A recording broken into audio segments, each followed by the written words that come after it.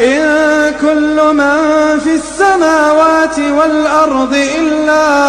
إلا آتي الرحمن عبدا لقد أحصاهم وعدهم عدا وكلهم آتيه يوم القيامة فردا إن الذين آمنوا وعملوا الصالحات سيجعل لهم الرحمن ودا فإنما يسرناه بلسانك لتبشر به المتقين وتنذر به قوما لدا وكم أهلكنا قبلهم من قرن